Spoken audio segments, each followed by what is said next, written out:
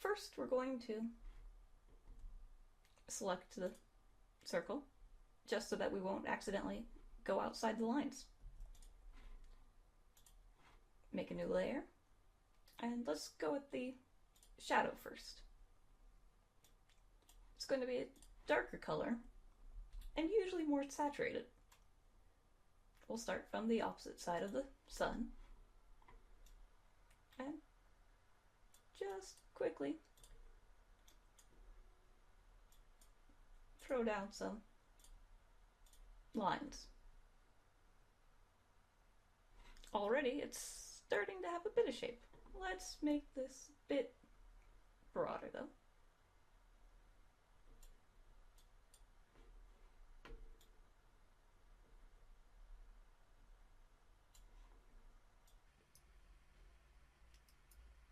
And there, it has some shadow.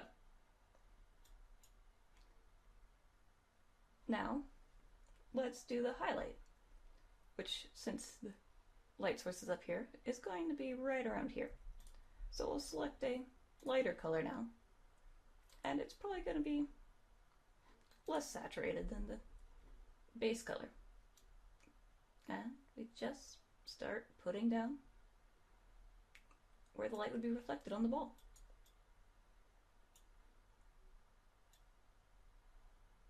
Nice and quick, but it already gives quite a bit of shape. Let's fix the shadow just a little bit more. And if we look at the actual size, it looks much more ball-like now. If we take the shadows away, it's flat. Add them in and it has more shape.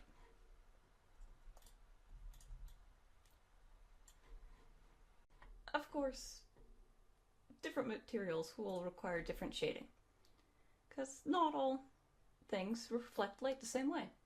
Metals are a lot shinier than cloth, for example. So for the second ball here, let's make it a metal ball instead. So light source, still going to be up in the corner. And let's grab the two shades we used for the first one. And just give it a quick fill in.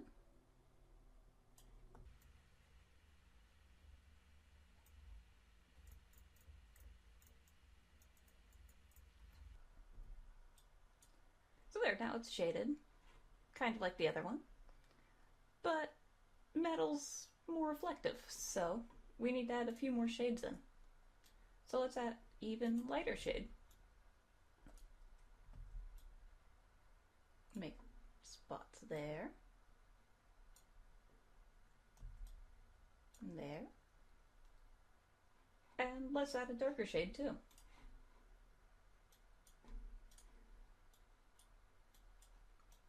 Not too much of one though, because it's not like it's completely in shadows.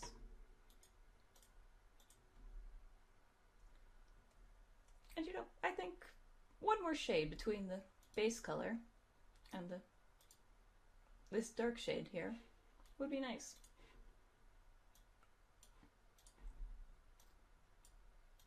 So we'll just add one in.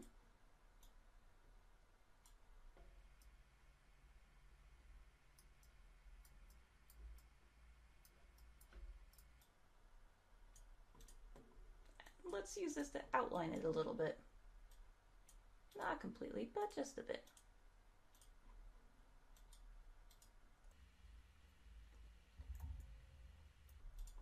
Just this highlight here.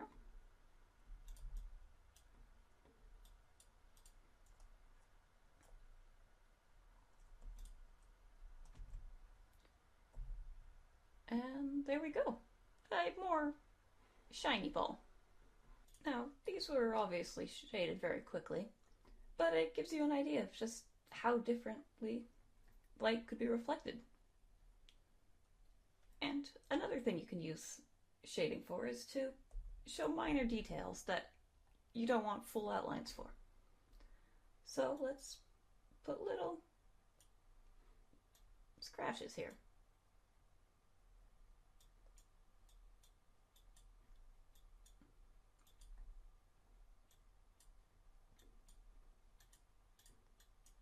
nice and quick. And suddenly, the bowl's starting to have texture.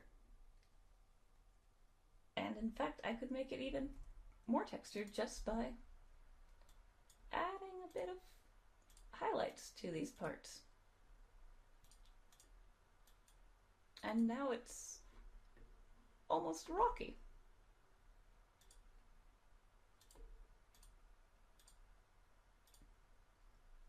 Playing around with how you shade can lead to a whole bunch of new ways to detail your creations.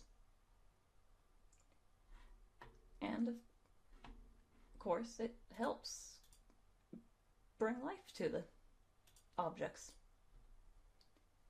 So, with the basics of shading done, let's go ahead and shade our little buddy here.